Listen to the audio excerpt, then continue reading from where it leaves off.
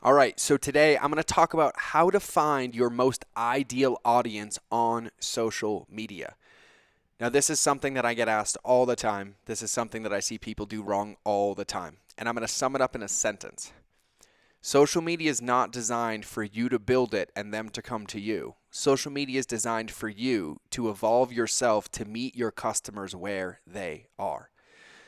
So when it comes to finding your most ideal audience on social media, you have to do some psychographic research. You have to know who your avatar is. You have to know their age. You have to know their pain points. You have to know their problems. You have to know their before state, their after state, their objections, and the things in which they use and live their life as they're navigating to try to accomplish or solve or win on something that you're going to help them with, right? So you need to understand who your avatar is, which is why we teach this to you guys with our map of modalities and our captain's assessment and our beacon of beliefs that we have in our Facebook group and our free mini course, right? So the first thing that you need to do is you need to know who your customer is. Now, first thing, avatars, quote unquote, avatars are not a single mom who drives a minivan with 2 kids. Like, that's not an avatar. I don't give a shit what kind of car they drive, how much money they make, because all of that is transactional.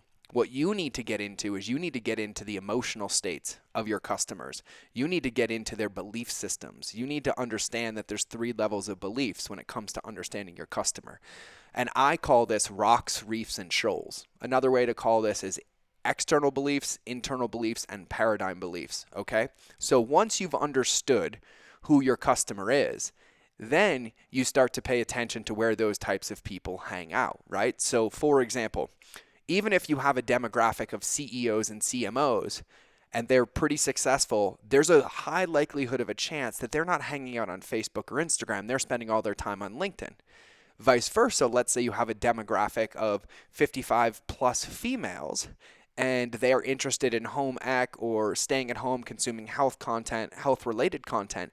They are going to live on Facebook, but the caveat is that they live on Facebook just to consume, not to engage, and they always click through to long form written content because that is the context of what they're used to. These people grew up reading newspapers and magazines, and so they like reading long form things, not necessarily engaging on a dopamine hit endless scroll platform. So the first thing, like I said, you need to know who your customer is. The second thing is you need to know where they hang out. Now, once you figure out where they hang out, you need to double down your efforts and spend all of your time in a relationship with your customers on the platforms where they are, not on the platforms where you want them to be. And the size doesn't matter. I've watched people build $10 million businesses with 1,000 customers. I've watched people build $1 million businesses with 100 customers. And it's all about the level of relationship that you have with these customers. The deeper of a relationship that you can be with 1 to 50 or to 100 of your ideal client, the easier your business gets, the easier the path gets, and the clearer the path gets to execute your goals and execute your vision, okay? And so now that we've covered all that, let's say that your audience hangs out on Facebook. Now your job is to go find them, not them find you, right? So maybe they're hanging out in Facebook groups. This isn't where you go to Facebook groups and you're like, hey, come check out my page. No, that's transactional. It's like a super high-end one-night disgusting stand. That's not how business and marketing works, right? So let's say you launch a fitness company and you're like, I'm going to build my audience in a Facebook group because there's accountability. It's a closed group. I can hold them accountable. I can give them free content, right? Well, now you've built it.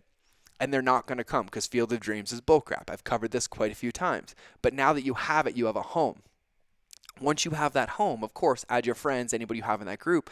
But then now your job is to go out and build and nurture relationships. See, entrepreneurs get this wrong all the time. They feel like for some reason when they create content or post something into the world, that the world has a moral obligation to consume it, like it, comment on it, and share it. But here's a newsflash. They don't. It's no different. You don't get to walk into a bar as a single dude and just stand there in the corner and be like, I expect every woman to come over to me.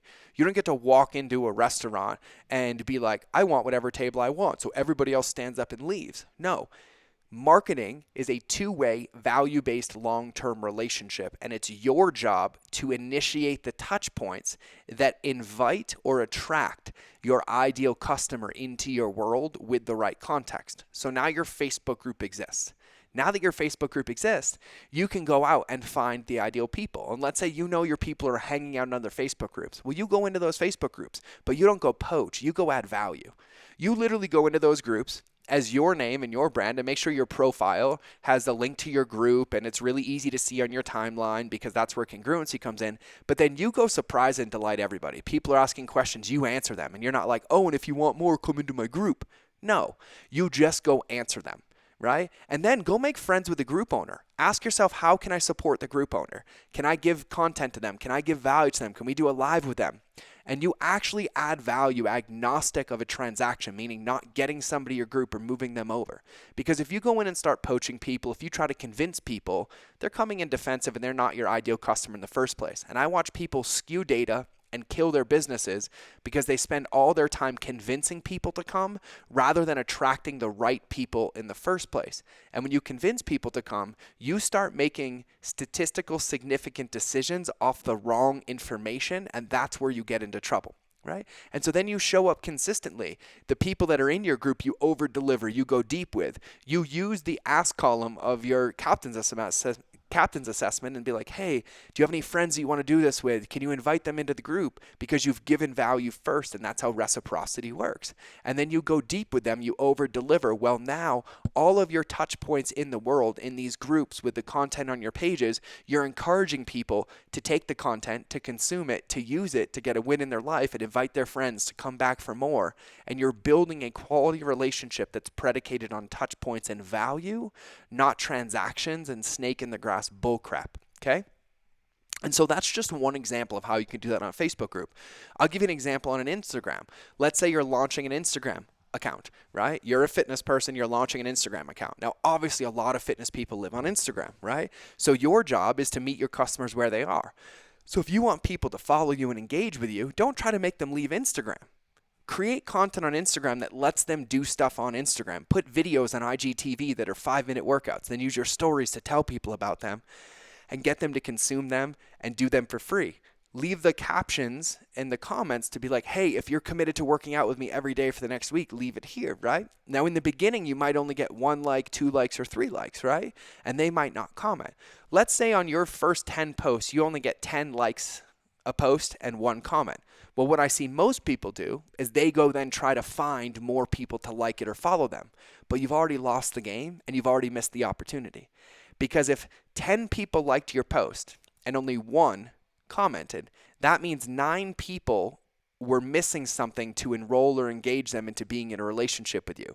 So then you click on the like button, you look at the 9 people who liked and didn't comment, then you go to their profile and you comment, you encourage them and you support them, and you initiate the first touch point to earn the right for them to come comment back.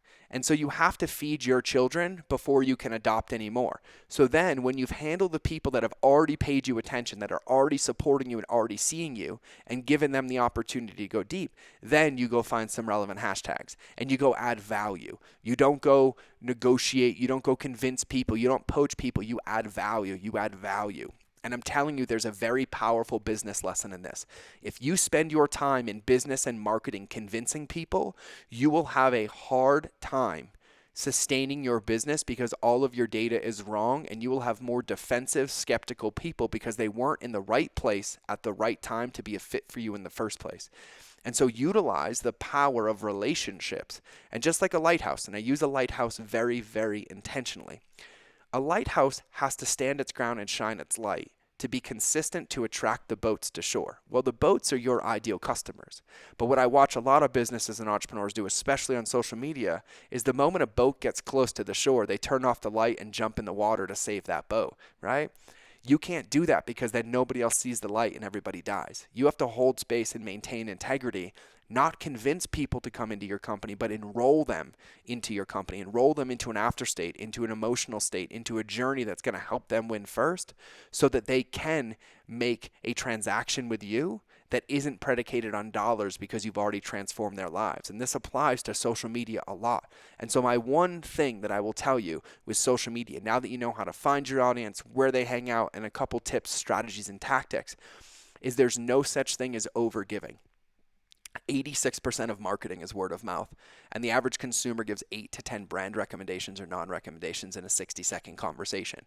And so by you giving content and building relationships, you're loading your customers or potential customers' guns or magazines with ammunition to go talk about you. Now remember, there's only 5 reasons that people share on social or in life. It helps them look credible, creates controversy, it's humor, it's educational, or it's for social status. And so if you're giving and giving and giving and giving, and you're giving them one of those things to share, they're going to tell their friends, they're going to enroll them in, and you're going to have a massive compounding effect of a big ripple because you stood with structure and integrity, enrolled people for the right reasons, empowered them to achieve their goals, and then utilize the power of those relationships to bring more of the right people in, to trust you, to build a relationship with you, to then have you help them take a journey, whether with a digital product or a physical product. And so that is how I go about finding my most ideal audience on social media and how I think you should do the same.